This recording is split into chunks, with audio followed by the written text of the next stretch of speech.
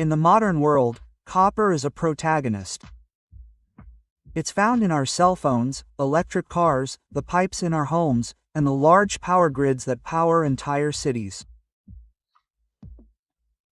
Its versatility, conductivity, and strength make it one of the most essential metals for society. But have you ever stopped to think about where it comes from?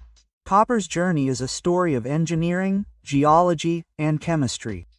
A saga that begins deep within the earth and ends in products we use every day. Let's delve into this universe and understand the industrial process that transforms rocks into a valuable metal. Copper is one of the best conductors of heat and electricity. It has exceptional corrosion resistance. It is highly flexible and malleable and can be recycled indefinitely. It is found in the Earth's crust, in the Earth's outermost layer, primarily in sedimentary rocks. Extraction is a complex process involving several steps. The first involves identifying areas with potential for copper ore deposits.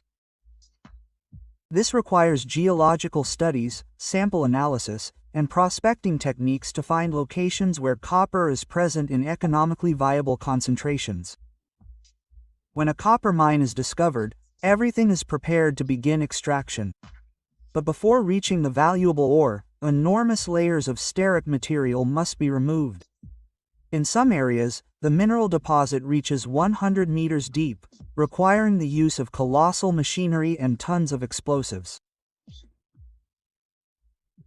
To extract the copper-bearing rock, a massive drill is used to drill about 130 holes, known as blast holes, at least 16 meters deep, equivalent to the height of a 5-story building.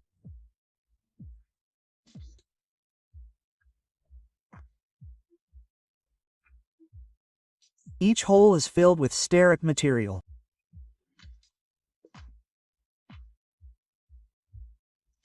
From a safe distance, an operator triggers the charges, causing the explosions to be detonated in series.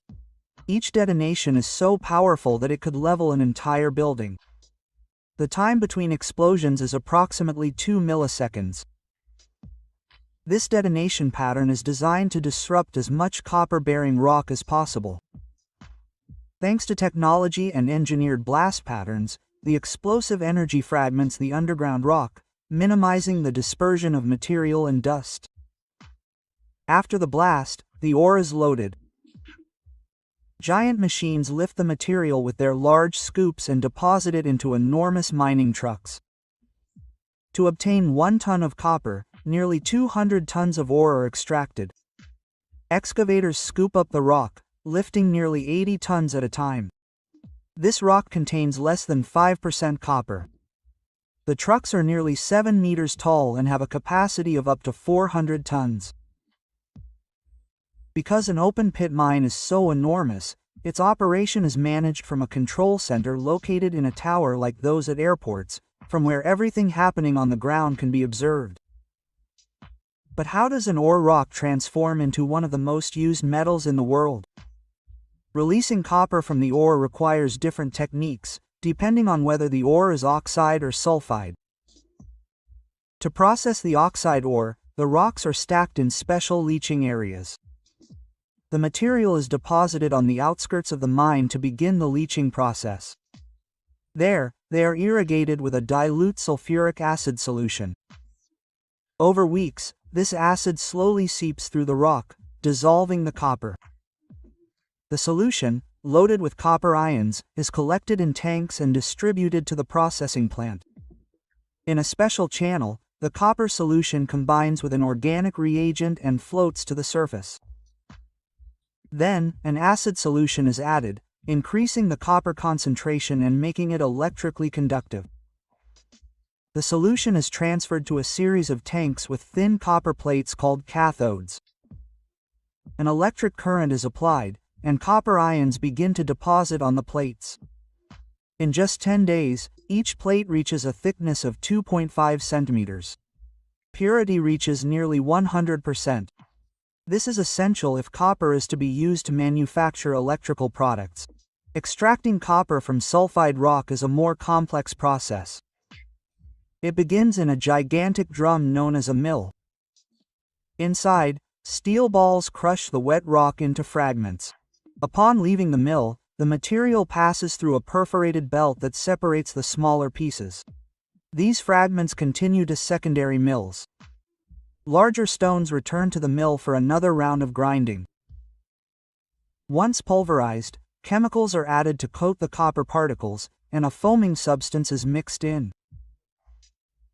The mixture enters flotation tanks, where bubbles drag the particles to the surface. This copper-rich foam is collected and filtered to obtain a concentrate with a purity of at least 30%. The next step occurs at the smelting plant. The concentrate travels by train to enormous yards, where it is mixed in layers with silica sand, known as flux. This sand helps eliminate impurities during smelting. At extreme temperatures, the mixture turns into an incandescent liquid. The slag, composed of iron and other minerals, floats while the copper sinks. At this point, it reaches a purity of 60%. It then passes to a second furnace, where the copper content rises to 98%. The molten residue is dumped into a heap, a stream of incandescent slag that flows like molten lava. As it cools, it solidifies and becomes part of the landscape. Meanwhile, a crane transports the liquid copper to another furnace, where final purification takes place. The purity increases to 99%, and the molten copper is poured into molds, forming large rectangular plates called anodes. These plates are cooled with water jets and solidify. A hydraulic cylinder ejects them from the mold, and an automated system transports them to a rinsing station, where the release agent residue is removed. They are then sent to a refinery hundreds of kilometers away. At the refinery, maximum purity is achieved.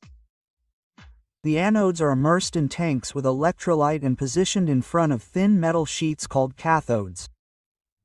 When an electric current is applied, pure copper is transferred from the anodes to the cathodes. Impurities fall to the bottom of the tank. The result is copper with nearly 100% purity, suitable for manufacturing the most demanding cables. This molten copper is fed into a vertical furnace. The copper melts and flows to the bottom. From there, it is channeled into a mold that forms rectangular blocks approximately 6 meters long. The molten copper passes through an opening in the mold and is cooled with water, forming a continuous rectangular bar. Rollers significantly reduce its diameter. As it passes through these grooves, the bar transforms into a copper rod approximately 7 millimeters thick. The rod exits the system, and the machine coils it into a spiral. A machine then compresses the copper roll to minimize its space during transport. This spool of pure copper will be converted into conductive wire, ready to carry electricity around the world. And that was today's video. Don't forget to like and subscribe to the channel. Yeah,